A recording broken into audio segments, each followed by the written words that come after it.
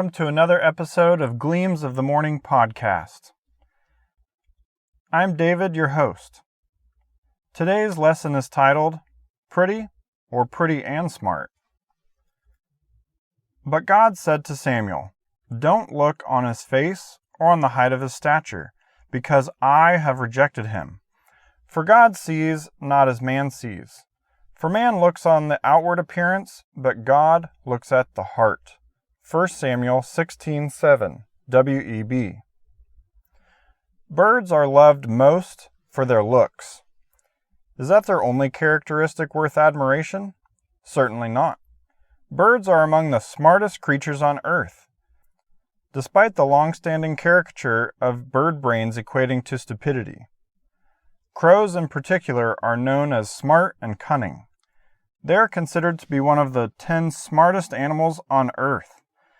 They've been observed creating tools, such as bending a wire into a hook to retrieve food from hard-to-reach areas. They're able to find ways to work easier. For example, they have learned to place nuts in the street and wait for cars to run them over to crack them open. Not only that, but they have learned to wait for traffic lights to change red to place and retrieve the nuts. It was discovered that hummingbirds have episodic memory, or the ability to remember when things take place.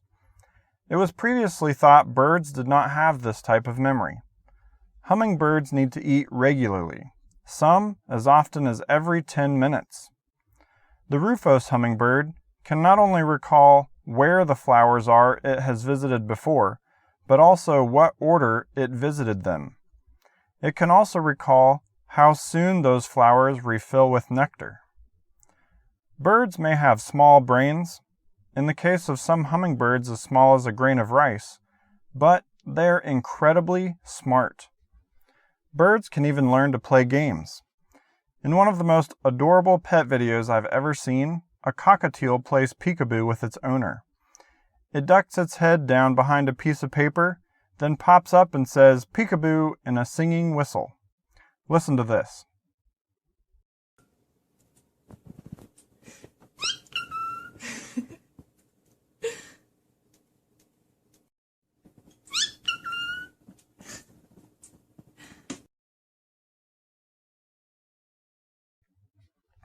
Humans have not been given the ability to judge a person's character with one glance.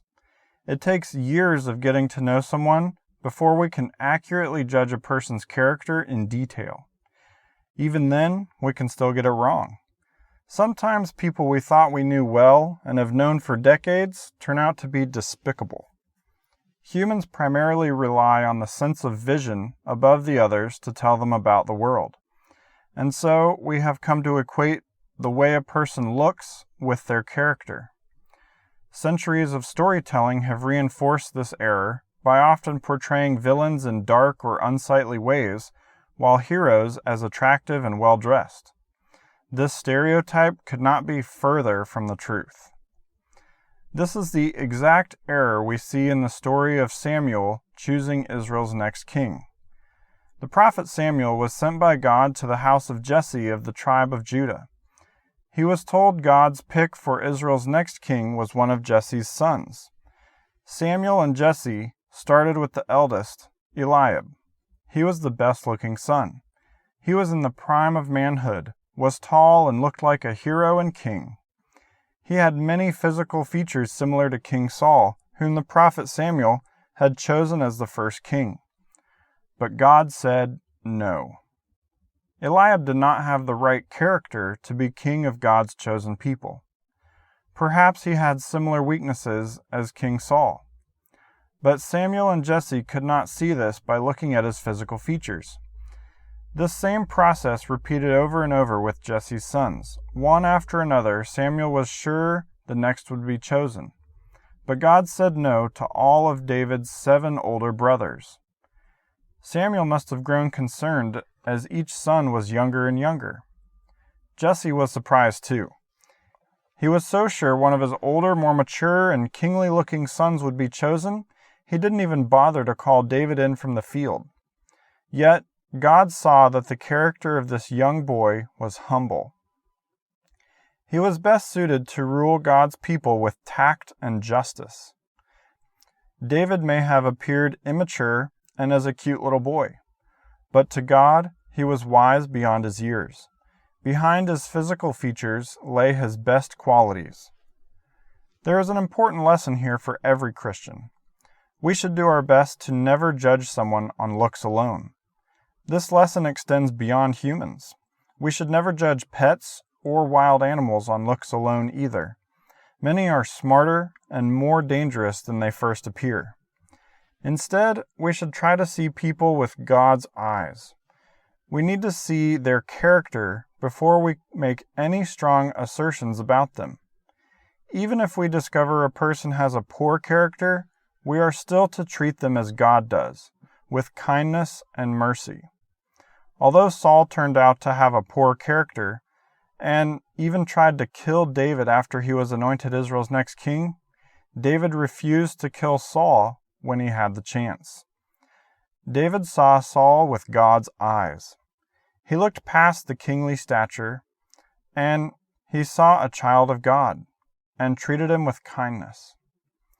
How do you learn to see with God's eyes? The biggest step is to pray for this ability every day. We cannot do it on our own, only with the help of the indwelling Holy Spirit. Next, you must choose to see a person the way God does. When you see someone, your natural instinct will be to judge them based on the way they look.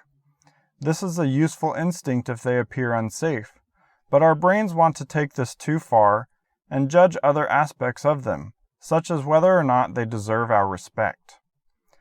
You must learn to make a conscious choice to withhold judgment based on physical appearance. With practice, it becomes easier. It helps to ask yourself questions such as, I wonder if they had a difficult childhood.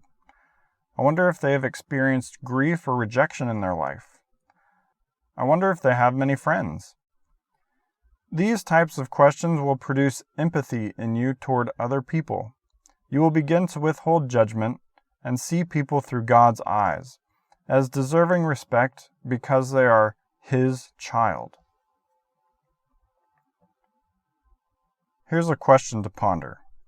Have others made negative judgments toward you based on your appearance? How did it make you feel? Thanks for listening. I hope you enjoyed this week's episode. If you did, please share with someone else who you think might enjoy it.